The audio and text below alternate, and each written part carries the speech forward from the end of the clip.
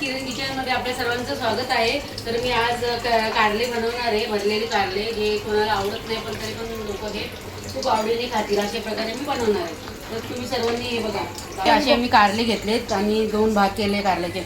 आणि कारल्याचे जे आतलं पांढरं होतं बियांची साईड ते मी काढलेलं आहे. तर चला गाईज, मी आता याच्यामध्ये मीठ टाकते आणि मीठ टाकून 10 मिनिट मीठ टाकून 10 मिनिटासाठी मी हे ठेवते.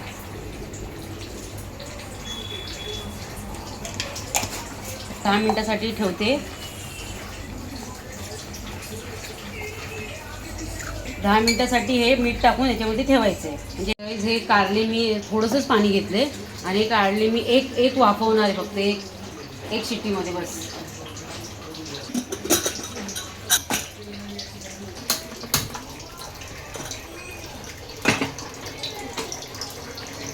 याच्यामध्ये ऑइल टाकलं. आता याच्यामध्ये मी शेंगदाणे भाजायला घेतले. शेंगदाणे भाजल्यावरती इथं मी सुकं खोबरं टाकले. सुकं खोबरं घेतलं भाजायला, बघू शकता तुम्ही. सुकं खोबरं घेतलं. सुकं खोबरं घेतल्याच्या नंतर हे जे मी कारल्यातलं जे आतला पांढरा भाग काढला होता तो पण मी याच्यामध्ये भाजायला घेतलेला आहे.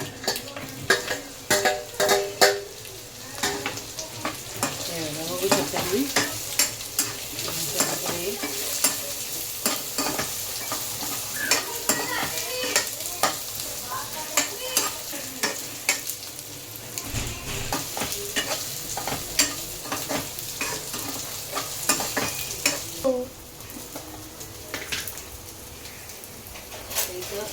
एक चम्मच धने टाकायचे, एक आणि धने.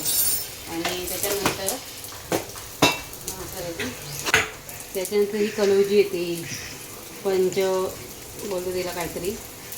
त्याच्यामध्ये सोप आहे, कलौजी आहे आणि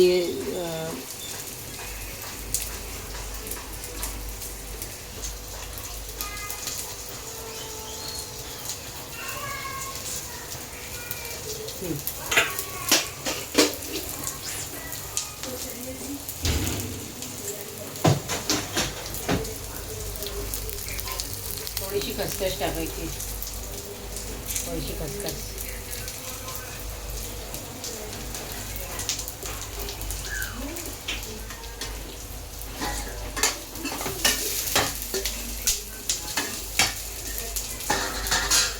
हे सगळं आपल्याला काढून घ्यायचं कपड्यांमधून बनवण्यासाठी.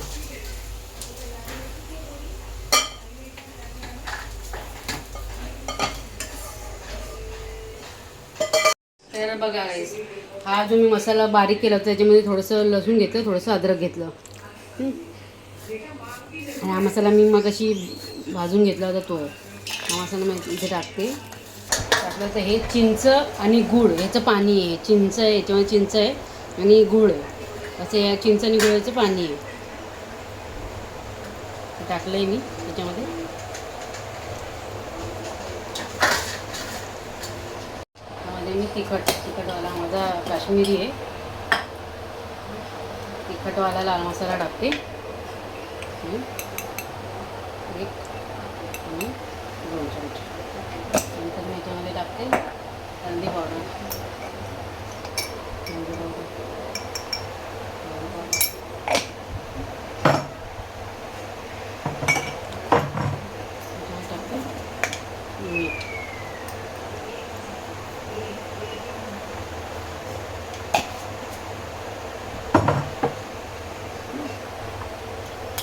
थोडंसं कलरसाठी हा कलर काश्मीरी लाल मसाला, काश्मीरी कलरसाठी फक्त.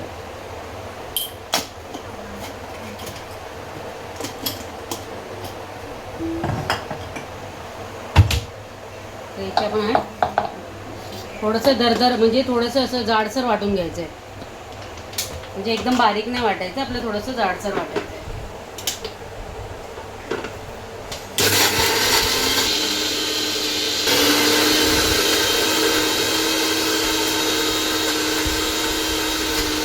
ना गरम आहेत ना. हे कारले जे मी आता घेतले होते, स्टीम करून घेतले होते ना, वाफवून घेतले होते म्हणजे, तर ते याच्यामध्ये कारलं हे जे मसाला मी बनवला इथं तो याच्यामध्ये भरायचा आहे, पूर्ण भरायचा म्हणजे सगळे जाईल असं. दाबून दाबून भरायचं आपल्याला सर्व असे टाकायचे.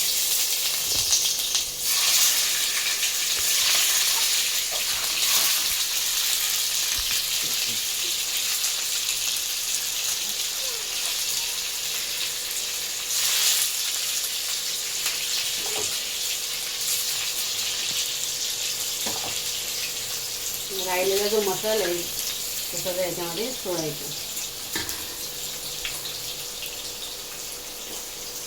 जो सगळा मसाला आहे तो या सारणामध्ये सोडायचा.